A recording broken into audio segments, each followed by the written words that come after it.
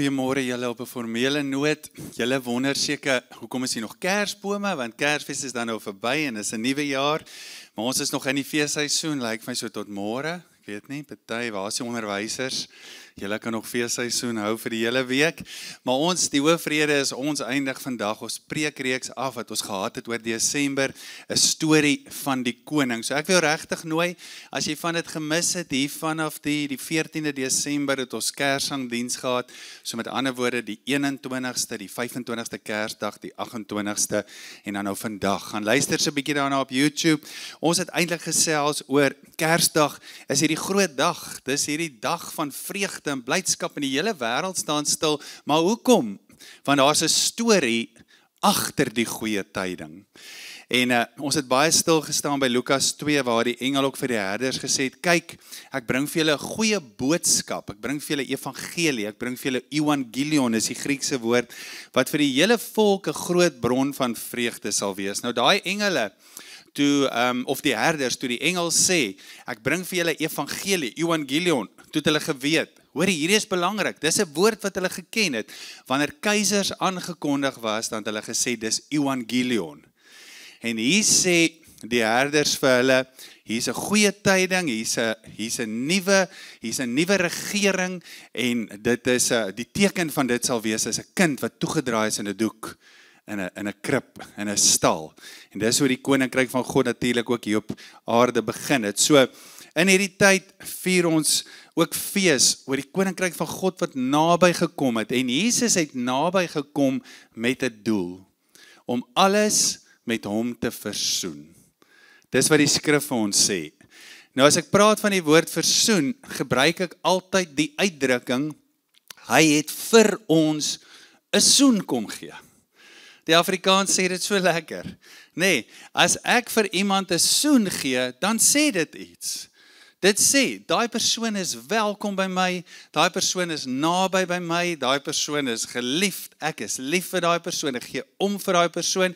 As jy nou iemand soen en dit is nou nie so nie, dan is jy nou 'n Judas. Nee, dit is nou 'n anderste tipe soen. Maar dis wat God gedoen het, hy het gekom en hy het ons op die voorkop, of op die wang, of hoe jy dit op die mond, hoe jy dit ook al wil sê, het hy jou kom soen. Dis actually wat die Griekse woord ook is vir worship, is proskuneo. It's moving forward with the intention to be intimate with God.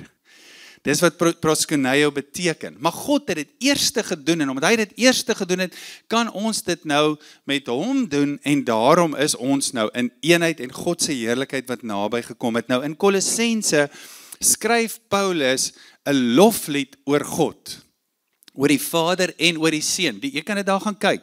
Die opskrif is ook 'n loflied aan die Seun. Nou ek wil dit gou vanoggend vir jou lees. So gaan dit stadig vir jou lees, Kolossense 1 vanaf vers 13 tot 20. God het ons uit die mag van die duisternis gered. Dis die evangelie. Dis waar die goeie nuus begin van die evangelie. Hoor wat het hy gedoen? Hy het ons verplaas na die koninkryk van sy geliefde seun. Party vertaling sê hy het ons oorgebring.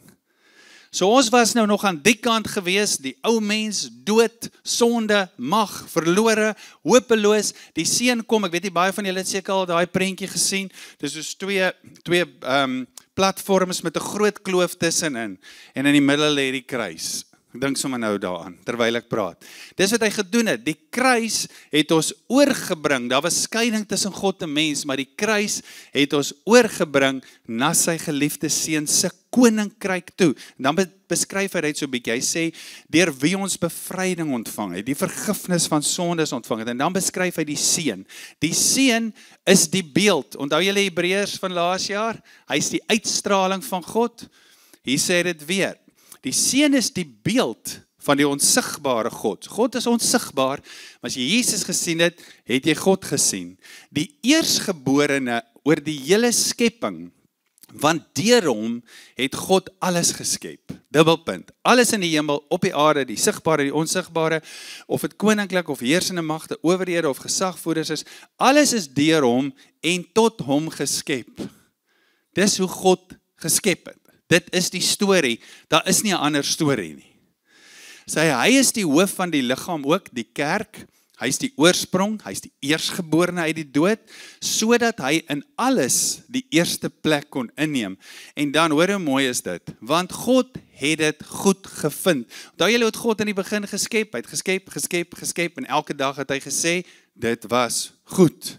Nee, het hy dit weer goed gevind om wat te doen? Om die hele volheid in hom te laat woon. So kom staan net gou daar stil. In Jesus is die hele volheid. Nou volheid beteken die hele volheid, dis vol, dis propvol. Die volheid van wat jy nodig het is in Jesus. Partykeer gaan soek ons volheid op ander plekke, by ander dinge, want ons beleef hier's 'n gap, hier's 'n gat, hier's 'n leemte, hy moet gevul word. En eintlik skryf Paulus dit so mooi in Kolossense, hy sê, daai volheid, die waarheid is, dis net te vind by hom, dit woon in hom, dit is wie hy is. God het dit goed gevind om die hele volheid in hom te laat woon, en om deur hom alles, dis die evangelie, ja, alles op die aarde, alles in die hemel, met homself te versoen. Soen, naby aan hom en te hê, met hom te versoen. Hoe het hy dit gedoen? Die kruis, daar tussen die twee, daarby oor die kloof, deurdat hy vrede gebring het, deur sy bloed aan die kruis. Daar was nie vrede nie, daar was vyandskap, ons ken die evangelie, mense teen God gekies. So hierso sê Paulus het vir ons duidelik, hy het ons gered uit die mag van die duisternis, verlorendheid, hy het ons oorgebring, verplaas na die koninkryk van sy seun toe, en hy het dit goed gevind om die volheid in Jesus te laat woon, en hy het ons met hierdie volheid met Jesus versoen. Dit moet jou opgewonde maak. Dit moet vir jou iets sê, as jy selfs net hier in die begin van 'n nuwe jaar, om te weet, Here, alles wat ek gaan nodig hê, voluit. Alles wat gaan gebeur, voluit. Alles wat dalk verkeerd kan loop, waarvoor ek antwoorde gaan nodig hê, voluit. Want God het homself met jou versoen. Nou hoor gou, die skrif is baie duidelik, 'n storie van die koning. Ek gaan vir jou probeer opsom, laat ons kan aangaan. Hier's die evangelie vir jou vinnig. Die eerste ding is, die koning het gekom. 'n Storie van die koning, begin by, die koning het gekom. Ons het dit gevier, nou die dag is Kersfees. Een van die dae gaan ons Paasnaweek vier. Die koning het oorwin. Dis die kruis. Jesus se opstanding is 'n bewys dat hy die mag van die dood oorwin het. Die koning is deel van die koning se storie. Die koning regeer. Hoe regeer hy nou? Deur sy gees. Maar daar kom, en ons sal volgende bietjie daaroor praat, daar kom 'n tyd en 'n plek wat God fisies weer gaan regeer op aarde.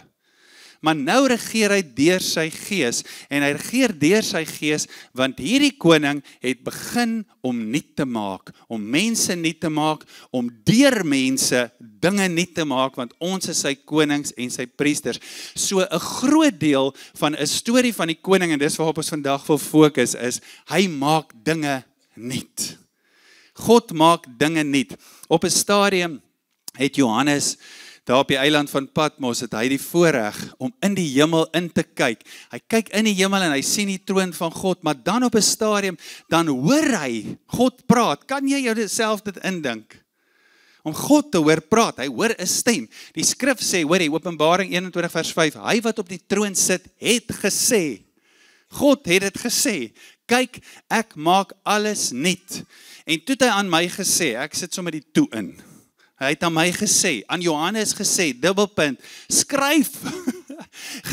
Gryp die papier, gryp die boek, gryp die pen, skryf. Want hierdie woorde is waaragtig en betroubaar. Nou die Afrikaans sê dit ook so mooi, waaragtig. Dis waar en dis agtig. Dit kan geag word, dis swaar.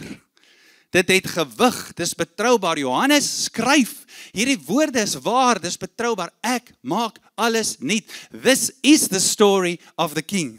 Dit is die storie agter die storie. Dit is hoekom ons Kersfees vier, dit is hoekom ons Paasnaweek vier, dit is hoekom God sy gees op ons uitgestort het en die gees nou in ons woon. So God wat alles nuut maak, is 'n sentrale tema in God se storie. Daar gebeur iets aan my as ek dit hoor. Vanoggend toe is daar bid, en ek sê hierdie met groot liefde en respek. Vanoggend toe ons daar bid in die kring, ons kom altyd daar by mekaar voor die dienste in die oggend begin. Toe dink ek net weer by myself en ek sê dit, hoe leef mense sonder hierdie openbaring? Hoe leef jy met dit? Waarheen is jou pad? Waaraan het jy om vas te hou? Want as ek net dink aan my eie lewe, hoe skep dit in my hoop? As ek met situasies sit wat partykeer vir die hier en nou hopeloos lyk, dan weet ek, this is not the end of the story, want hy het gesê, die een waarin die volheid woon, hy gaan alles nuut maak, hy is besig om dit nuut te maak. Ons gaan nou so 'n bietjie by die tyd van dit kom, wat beteken dit presies met ek maak alles nuut. Maar dit skep ook troos in my. Ek weet nie van jou nie, maar ek het goed in my lewe, waarvoor ek vir die Here al meer as 30 jaar vertrou. Dit raak nogal lank hoor. Dit raak nogal lank om weer aan dit te dink, weer vir dit te bid, weer te probeer. Maar die troos is, dat God dinge nuut gaan maak. Partykeer lyk dit vir ons of dinge uitmekaar val. Wat dan? As jy nie hierdie openbaring het nie, as jy nie dit verstaan, kyk ek maak alles nie. Partykeer kyk jy na goed rondom jou, ons wêreld, baie van ons wêreld. Ek het weer nou die dag gehoor, dat iemand sê, goed oor 2026, maar dit nou ook daar gelaat. Maar waarheen is alles op pad, as jy nie God se storie ken nie? As jy voel, alles val uit mekaar, of as jy voel, daar is soveel teenkanting, ek weet nie of hierdie ding ooit gaan verander nie. Dis hoop, en dis troos. As God sê hy maak dinge nie, dan doen hy dit. In daai gedeelte, net na dit, net die volgende vers, dan sê hy, ek is die Alfa, en ek is die Omega. Ek is die begin, ek is die einde. Hier waar jy is nog nie die einde nie. Onthou jy, Moses het dieselfde, ek wil amper sê, dilemma gehad. God praat met Moses, hy gee vir hom hierdie groot plan, hy sê, ek wil hierdie volk, 'n volk van konings en priesters maak, en ek wil die aarde vul met my heerlikheid, en nou moet Moses na die volk toe gaan, nou weet hy nie wat om vir die volk te sê, en hy sê, Here, maar hoe sal ek vir hulle sê, wie het met my gepraat? Hy sê, gaan na hulle toe en sê vir hulle, ek het jou gestuur. Ek het jou na hulle toe gestuur. Net in die deel daarna, ja die skrif is so ongelooflik, net in die deel daarna in Exodus 3 vers 15, sê God dan weer, hierdie ek dit is my naam vir ewig. Dit is my naam vir ewig. En dit is my gedenknaam van geslag tot geslag. Hy is gister, vandag, tot in alle ewigheid dieselfde. En ek wil jy met dit volgens saam met my hoor, dis hierdie God, hierdie ek wat nog nooit verander het nie. Dis hy wat daar aan die einde van die Bybel Openbaring gesê het, kyk, ek maak alles nuut, ek gaan dit doen, skryf. Hierdie woorde is waaragtig en getrou. Hoor gou werk God, Jesus word vlees, hy word mens. Wat doen Jesus? Hy stap op die aarde en in Johannes maak hy homself 7 keer bekend met ek is. Hoor gou wat sê hy in Johannes. Hy sê eerstens, ek is die brood van die lewe. Hy sê tweedens, ek is die lig vir die wêreld. Hy sê, ek is die deur vir die skape. Ek is die goeie herder. Ek is die opstanding in die lewe. Ek is die weg, die waarheid en die lewe. Ek is die ware wynstok. Nou gou terug na my sirkeltjie gesprek toe vanoggend. Vat gou daai goed in die negatief.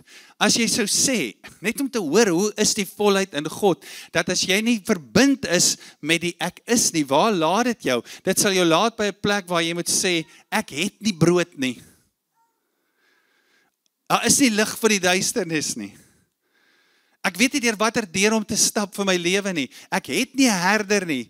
Ek het nie opstanding nie. Ek het nie lewe nie.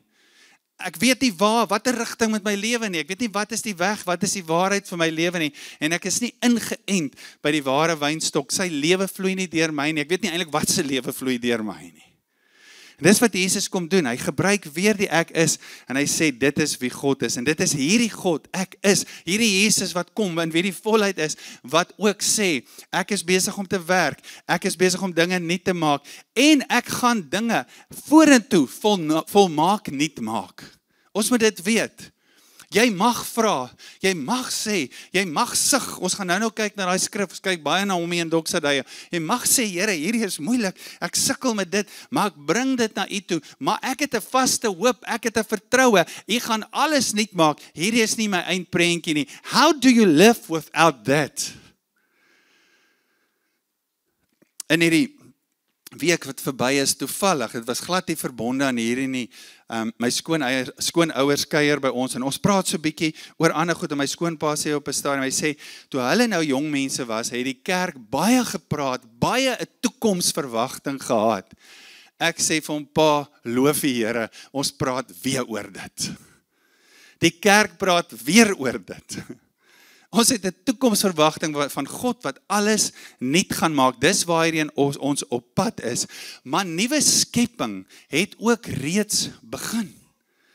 Dit het reeds begin. En ek gaan vir jou nou uit die skrif uit dit wys. Dit het reeds begin met Jesus se kruisiging, Jesus se opstanding uit die dode uit. En weet jy waar dit momentum gekry? Met die uitstorting van die Heilige Gees. So nuwe skepping is nou, maar is ook in die toekoms. Elke ding wat God nou doen deur sy Gees, is nuwe skepping.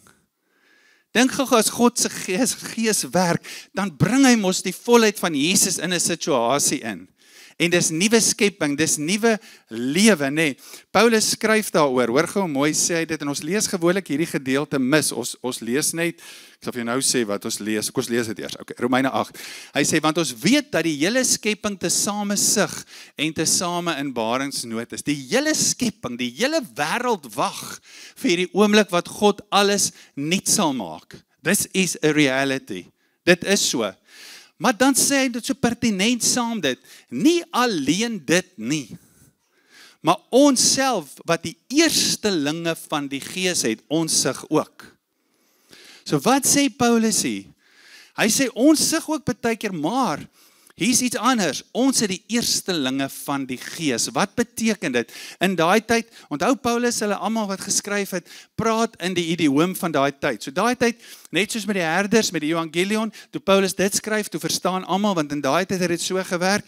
Hier was die oes, jy het die oes gecheck, 'n deel van die oes moes dalk nog ryp raak, maar jy het 'n stukkie van die oes gevat en dan het hulle gehardloop en hulle gesê, "Hey, kyk hierso, kyk hoe mooi lyk hierdie oes." Maar weet julle wat's beter nuus? Die res van die oes is nog op pad. Hierdie is net 'n stukkie. Hierdie is net 'n teken hoe die oes gaan lyk. En dis wat Paulus hier doen. Hy sê, ons wat nou die Gees het, God regeer deur sy Gees, sy koninkryk het reeds begin. Hy's op pad met ons iewers heen. Ons wat die eerstelinge van die Gees het, dis wat ons doen. Elke keer wat God iemand genees, kyk, dis hoe die toekoms lyk. Elke keer wat God 'n huwelik herstel, kyk, dis hoe die toekoms lyk. Elke keer wat God iemand wat hopeloos is optel en 'n nuwe mens maak, kyk, dis hoe die toekoms lyk. Ons is die eerstelinge van die Gees. Dis 'n teken en 'n bewys en die Gees is nou reeds aan die werk met ons, vir ons, deur ons. Al sien ons dat die wêreld nog sukkel en stry en ly en sug en in baringsnood is. Ons as kerk se roeping is om hierdie wat God nou doen op te neem en te vat sodat mense dit kan beleef en ingesluit kan wees by dit. Die skrif is so duidelik, God se antwoord op gebrokenheid is nie vernietiging nie. God kyk nie na dit en sê, ek wag om dit te wipe. Hy gaan dit wipe, maar op 'n ander manier. Hy gaan dit nie vernietig nie, hy gaan dit nuut maak, hy gaan dit verlos, hy gaan dit herstel. Hoor gou wat sê die skrif oor nuut, as ons dink aan nuut in die Bybel, nou ons almal hou van nuut. Ons hou van 'n nuwe jaar, né? Ek weet nie of dit vir jou so is nie, maar vir my is dit nogal so as die jaar hier by Kersfees, 1 Januarie kom, dan voel ek hoe kom die kreatiwiteit weer terug in, want jy het nou 'n bietjie gerus en dis 'n ander atmosfeer, dis asof iemand so 'n bietjie 'n reset knoppie druk. En dis hoekom ons nuwe begin van jare nodig het. Maar ons almal hou van nuut, hou van nuwe planne, nuwe huise, nuwe beginne. Ons hou van dit, nee, nuwe goed. Maar wat beteken nuut in die Bybel? In die Bybel beteken nuut soms iets wat gebeur in 'n oomblik en dan is dit nou nuut, en ander keer beteken iets anders. Op 'n stadium sê Jesus vir hulle, jy gooi nie die ou wyn die nuwe wyn in ou leersakke nie. Daar word die woord neos gebruik, verniet. Dis 'n nuwe bedeling. Dis nie meer die wet nie.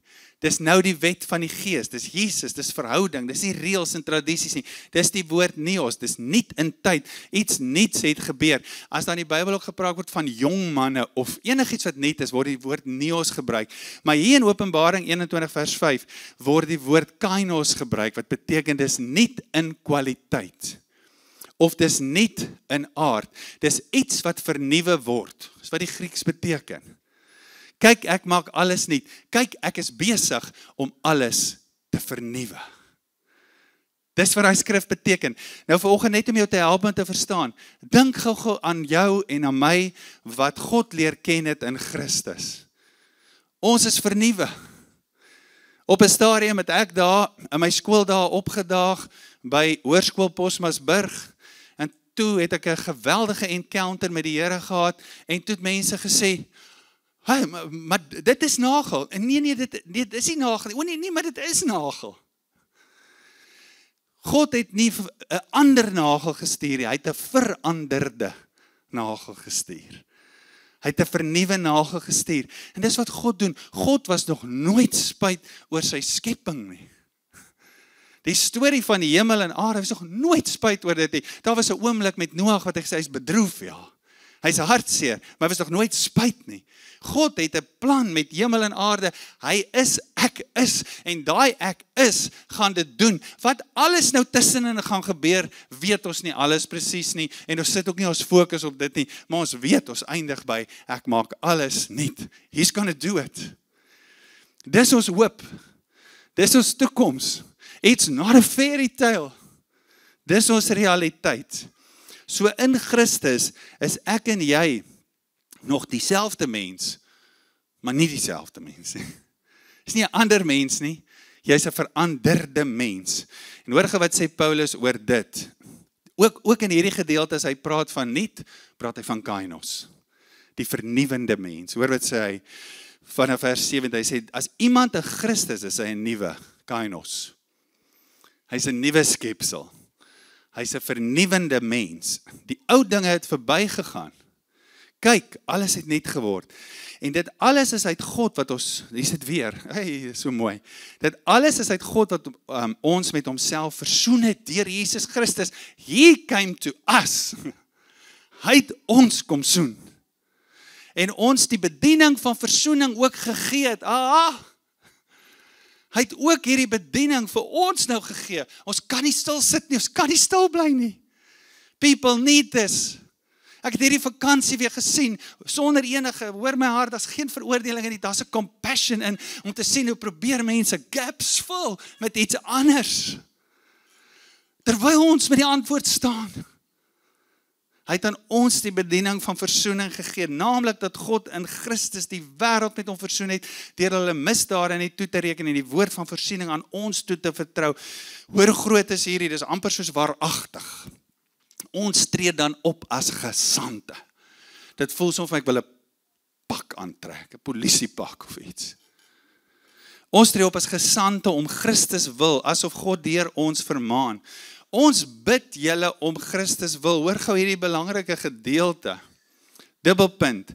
Laat julle met God versoen.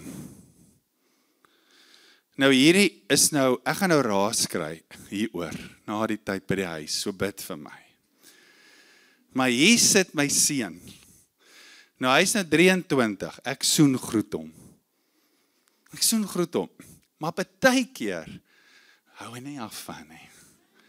Dan wil hy my nie met hom laat versoen nie. Hy moet dit laat, anders is dit 'n gestoei. Hy moet dit toelaat. Laat julle met God versoen.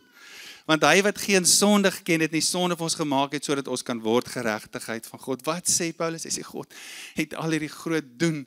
Hy het die pad gemaak, hy is die weg, hy is die waarheid, die lewe. Maar jy kan sê, ek wil nie gesoen word nie. Laat julle met God versoen. Paulus sê iets baie belangrik hier. Die nuutheid van Openbaring of die nuutheid van God se koninkryk wat nou al werk, maar wat ook in die toekoms jou gaan insluit, begin by die kruis. Begin by jou,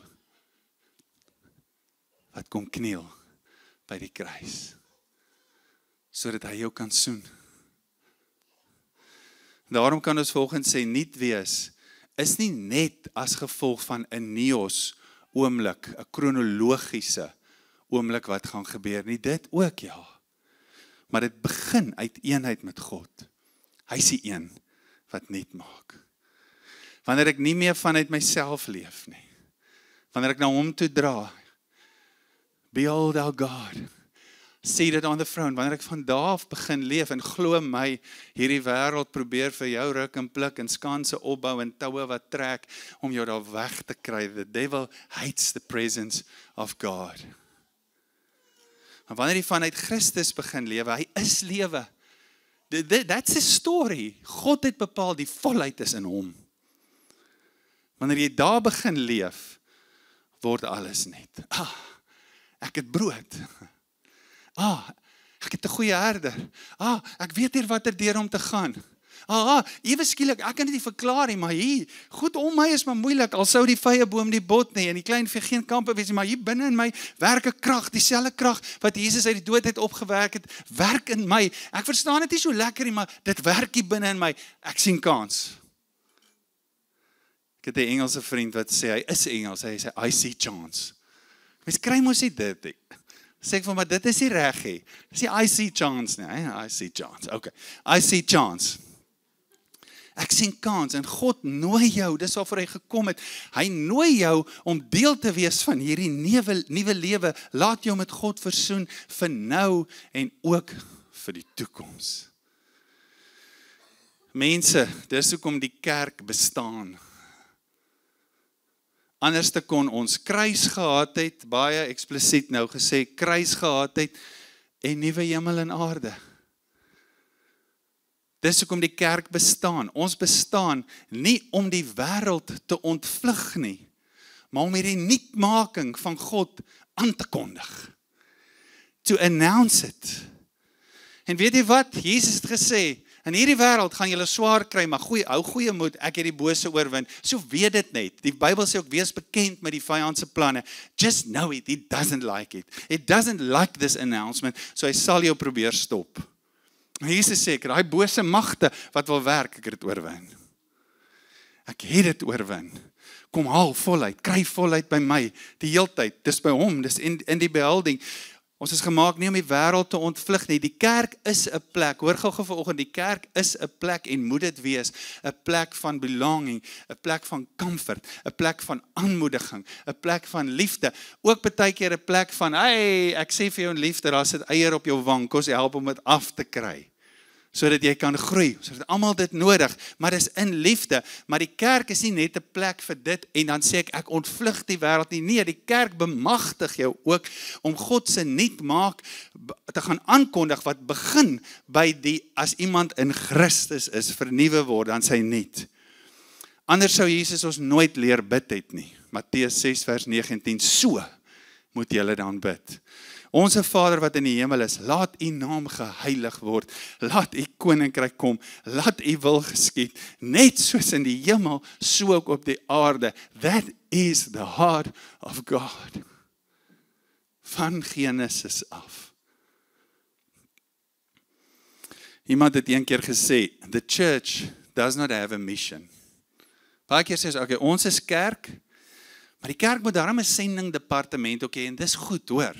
Dis goed as ons mense het wat ons sponsor en help om te gaan. That's good. Want julle gaan die evangelie verkondig hier vanaf Jerusalem, Judea, die hele Samaria, die hele wêreld vol. Dis goed, dis nie sleg nie. Maar baie keer dink ons dis net vir daai paar ouens. The church doesn't have a mission. The mission has a church. God se missie, die volheid wat in hom woon, want hy almal nooi om deel te raak, om met hom te versoen. Dit is ons missie, en hy het 'n kerk gekies om dit bekend te maak. Daarom, as ons hierdie woord verstaan, kan ons nie wag nie ons beweeg. In him we live and move and have our being. Ons beweeg saam met hom. Die kerk is nie 'n plek om die wêreld te ontsnap nie, maar die kerk is gemandate om dit aan te kondig, hierdie versoening, hierdie nuwe lewe, hierdie toekoms, hoopvolle toekoms. Terwyl ek met die woord besig is, toe dink ek, okay, hierdie is groot, maar hoe lyk dit prakties? En ek skryf sommer net gou vinnig. So dis regtig nou nie gefine-tune nie, hoor. Dis sommer net so geskryf. Wanneer gebeur nuwe skepping nou? Ons weet hoe gaan dit lyk in die toekoms, daar, einde van die Bybel, geen dood, geen pyn, geen traan, geen haat, niks, leeu by die lam, alles. Ons weet dit, dis wat ons op pad is, maar hoe lyk dit nou? Wanneer iemand nou, die eerste wat ek net kon dink is, as iemand nou tot geloof kom in Christus, gebeur nuwe skepping. Wat sê dit vir my? Nagel, jy kan nie stil bly oor Jesus nie. Jy kan nie stil bly nie. As ek vir iemand die geskenk van vergifnis gee, iemand wat dalk hier in my brein dit nie verdien nie. Weet jy wat doen dit? Soos 'n wind, nuwe lewe daarin blaas. Bring mense bymekaar. Ons het die bediening van versoening gegee. En partykeer begin hy moeilik, hy begin seer, hy begin nie lekker nie. Het sit teen die grein. Maar as jy gaan oor daar, as jy daar gaan funksioneer, daar waar God se koninkryk werk, dan werk daai voorsiening. Nuwe skepping werk wanneer ek verby pyn en gebrokenheid stap en ek kies om nie net weg te kyk nie, maar na dit toe te gaan. En daar te gaan aankondig dat niks is te stikkend vir God om heel te maak nie. Nuwe skepping gebeur as almal by die werk. Maar waar ek daar opstaan en koninkrykstaal praat. Bring nuwe skepping, bring hoop, dit bring lewe. Weet jy wanneer gebeur nuwe skepping nog? Nuwe skepping gebeur wanneer ek aanhou volhard. Die skrif is duidelik daaroor, hulle wat volhard tot die einde. Dan gee jy nuwe skepping geleentheid om te werk. Nuwe skepping gebeur as ek betrokke is, daar waar mense genesing en heelmaking nodig het. Nuwe skepping gebeur waar ek sê ek leef anders as die kultuur van hy wêreld, ek leef God se kultuur. Nuwe skepping gebeur wanneer ek sê, ja, hoorie so, maar dit is nou 30 jaar, ek is moeg gesaai. Sê, ek gaan aanhou saai, ek gaan geduldig wees. 1 Korintiërs 13, die liefde is geduldig. Die koninkryk van God begin soos 'n mosterdsaadjie. I will keep on met die mosterdsaadjie. Wat sê die woord vanoggend vir ons? Die nuwe skepping is nie iets waarvoor ons net wag nie. Ja, ons wag met reikhalsende verlange, maar ons wag nie net vir dit nie. Dis nou 'n werklikheid waaraan ons deelneem. God genees nou verhoudings. Hy maak nou liggame gesond. Hy bring nou weer hoop. Hy bring nou weer vrede. Hy werk nou weer deur ons in gemeenskappe om die koninkryk van God soos die hemel so op die aarde te laat kom. Jy is dalk daar as 'n mamma besig met iets kleins by die skool. Jy dink, ag, wat beteken dit nou? Jy is besig om 'n nuwe skepping daarin te dra. Want jy's daar. Jy straal sy lig wat ons, dit gaan 'n groot deel van ons skrif wees hierdie jaar, sy lig wat in ons harte geskyn het, het ons nou verlig om lig te wees. Laaste skrifgedeelte. God wil iets baie spesifieks doen. Dis hoe groot sy hart is, dis hoe groot sy uitnodiging is. Efesiërs 1 vers 17. In hom het ons die verlossing deur sy bloed, die vergifnis van die misdade na die rykdom van sy genade, wat hy oorvloedig aan ons bewys het in alle wysheid en verstand. Wat het hy gedoen? Ons het dit, deurdat, sodat hy aan ons die verborgenheid van sy wil bekend gemaak het. Die evangelie was vir baie jare net sulke glimpses. Hulle het net sulke glimpses gesien. Maar toe Jesus kom, toe is die geheim uit, toe is die verborgenheid uit, dit is bekend gemaak aan ons, na sy welbehae, wat hy in homself voorgenem het. Dis vir God te welbehae, wat te doen, om die volheid van die tye te reël, the fullness of time, dit het reeds gebeur, met die doel om alle dinge, dis die doel, alle dinge wat in die hemel is, sowel as op die aarde is, onder een hoof in Christus te verenig. God se welbehaag, God se wil is, dat ons dit sal weet, dat ons dit sal leef. Hy wil alles onder sy Christusskap, onder sy hoofskap hê, want God het dit so bepaal, dat alle volheid in hom is, en sonder hom is daar geen volheid. In jou lewe, of deur jou lewe, na ons wêreld rondom ons toe nie. Ek weet nie van jou nie, dalk het van julle al nuwejaarsplanne neergeskryf, nuwe voornemens, that's good. Het is goed om dit te doen. Ek het nou nog 'n bietjie rondgedraf, maar ek het hulle agter my kop, so gaan dit môre doen. Ek het ek het my tyd uitgesit vir môre, om dit te doen. Jy moet stil raak, jy moet op 'n klip sit, om dit te doen. So ek gaan dit môre doen. Maar ek dink hierdie nuwe jaar, vra meer as net nuwe planne. Terwyl ek met hierdie woord besig is, toe sê ek, Here, gee vir my weer nuwe oë. Paulus noem dit verligte oë van verstand, sodat ons die hoop kan insien wat sy roeping inhou. Dat ons die hoop kan sien waartoe God ons roep. Here, gee ons nuwe oë om dit weer raak te sien, sodat ons kan sien wat U doen. En dan saam met dit, ek dink jy kan dit so boor alles skryf. Die mees geesvervulde vraag wat jy kan vra, en sê, Here, ek sien U plan, ek sien wat U doen, ek sien dit. Die vraag is, hoe neem ek deel aan dit wat God doen? Hoe neem ek deel aan dit wat God doen? En onthou, as jy hierdie vraag in die vlees gaan hoor, dan is dadelik 'n klomp stemme, en stemme van die vyand, van jouself, stories uit jou verlede wat vir jou 'n klomp ander goed sê, as wat die Gees van God vir jou sê. Jesus het gesê, dis saliger om te gee as om te ontvang. En God wil ons in hierdie nuwe jaar stuur na ou stories toe. Mense wat ou stories het van hopeloosheid, van vrees vir die toekoms, van skuld, I'm not good enough, vasgevang is in dit. God wil ons stuur na plekke toe waar die wêreld, soos wat Jesegiel gesien het, staan en kyk na 'n situasie en sê, al wat hier oorgebly het is doodsbeendere. Daai videoklip vanoggend, hoe begin hy nuwe lewe? Deur hy harde grond, so een groen stukkie. Ons sien dit in die natuur. Dis vir ons 'n bewys van God wat enigiets nuut en heel kan maak. Ek wil vanoggend jou vra om jou oë te sluit.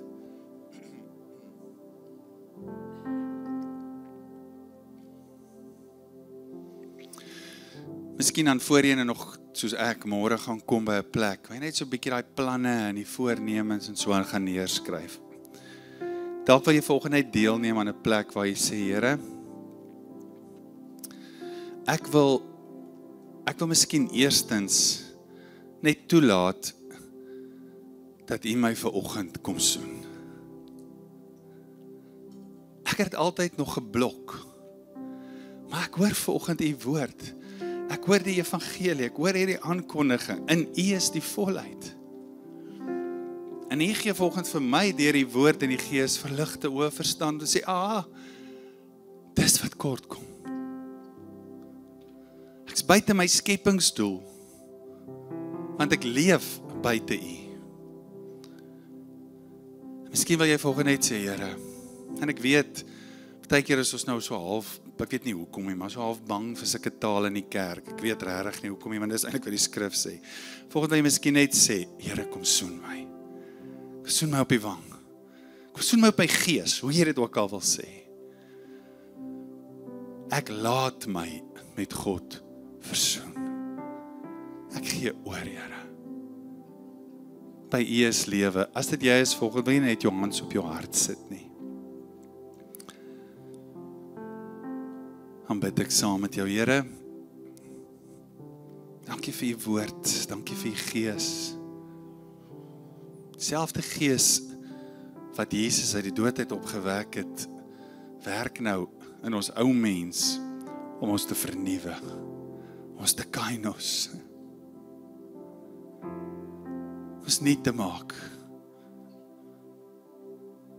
By U is alles nuut, Here, selfs swaar kry nuwe betekenis. Here, vanoggend vir elkeen wat reageer, bid ons, dankie dat die Gees nou bonatuurlik werk en nuut maak.